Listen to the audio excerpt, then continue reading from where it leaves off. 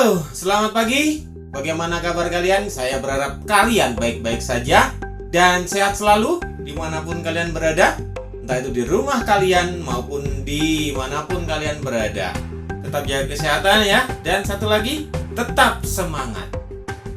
Materi kita kali ini mengenai peninggalan-peninggalan dari kerajaan-kerajaan Islam yang ada di Indonesia. Sesuai tema lagunya juga yang tadi baru saya nyanyikan, yaitu mengenai stasiun balapan. Itu adalah lagu peninggalan dari Pak Didi Kempot yang sudah tiada. Beliau meninggalkan karya-karya yang sangat banyak sekali. Sama juga dengan kerajaan-kerajaan juga meninggalkan berbagai macam peninggalan-peninggalan yang bisa kita gunakan sampai sekarang. Baik, langsung disimak saja materinya.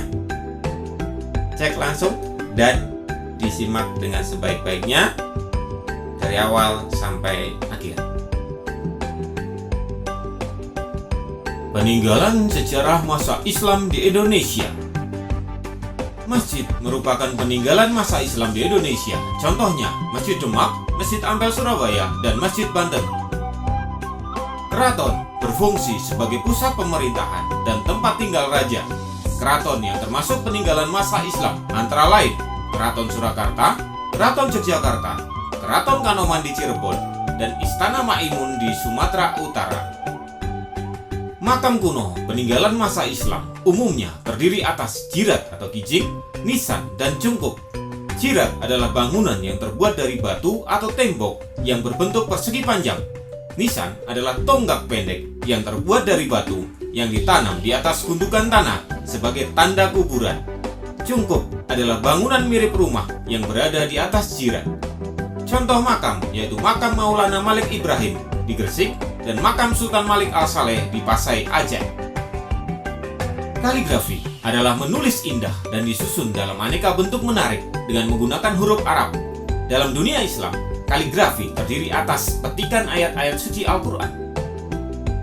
Karya sastra. Babat adalah karya sastra berupa cerita berlatar belakang sejarah. Karya ini biasanya berupa cerita semata daripada uraian sejarah yang disertai bukti-bukti dan fakta. Contoh, Babat Cirebon, Babat Tanah Jawi, dan Babat Giyanti.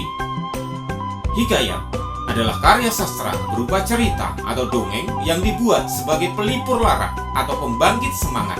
Contoh, Hikayat Hang Tuah dan Hikayat Raja-Raja Pasai. Suluk adalah kitab-kitab yang berisi masalah gaib, ramalan tentang hari baik atau buruk, dan makna atau simbol tertentu yang dihadapi manusia. Suluk-suluk tersebut merupakan bagian dari ajaran tasawuf. Suluk merupakan karya sastra tertua peninggalan Kesultanan Islam di Indonesia. Contoh suluk, Suluk Wijil, Suluk Malang Sumirang, dan Suluk Sukarsa. Syair adalah puisi lama yang setiap baitnya terdiri atas 4 baris yang berakhir dengan bunyi yang sama. Contohnya, syair perahu, syair si burung pingai, karya Hamzah Fansuri. Seni tari. Salah satu tarian yang merupakan peninggalan dari masa Islam adalah tari saudati atau tari saman dari Aceh. Tarian ini dilakukan dengan iringan nyanyian yang sebenarnya adalah selawat atau pujian kepada Nabi. Debus merupakan kesenian bela diri dari Banten. Dalam kesenian ini, pemain menusukkan benda tajam ke tubuhnya tanpa meninggalkan luka. Kesenian debus berawal pada abad ke-16 pada masa pemerintahan Sultan Maulana Hasanuddin. Debus pernah digunakan sebagai sarana untuk memompa semangat juang rakyat Banten melawan Belanda pada masa pemerintahan Sultan Ageng Tirtayasa. Sekaten dan Grebek. Sekaten merupakan upacara peringatan kelahiran Nabi Muhammad yang diadakan setiap bulan Rabiul Awal atau tahun Hijriah di alun-alun Surakarta dan Yogyakarta. Upacara ini dahulu digunakan oleh Sultan Hamengkubuwono I, pendiri Keraton Yogyakarta, untuk mengundang masyarakat mengikuti dan memeluk agama Islam.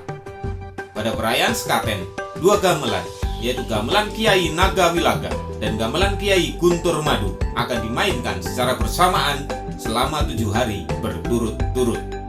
Puncak perayaan Sekaten ditandai dengan grebek mauludan dengan mengarak sebuah gunungan yang terbuat dari beras ketan, makanan, buah-buahan, dan sayur-sayuran sebagai bentuk ungkapan rasa syukur kepada Tuhan Yang Maha Esa.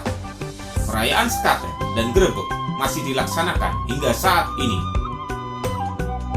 Sampai di sini materi kita kali ini mengenai peninggalan-peninggalan kerajaan Islam yang ada di Indonesia. Semoga materi ini sungguh-sungguh bisa kalian pahami dengan sebaik-baiknya dan pasti akan berguna dan bermanfaat untuk kalian ya. Jangan lupa like, comment, dan share. Satu lagi apa? Subscribe. Untuk apa? Supaya channel ini tetap bisa menghasilkan karya-karya atau materi-materi yang menarik untuk kalian, dan channel ini akan terus berkembang untuk terus memajukan pendidikan di Indonesia. Terima kasih atas perhatian kalian selama ini, dan sampai jumpa.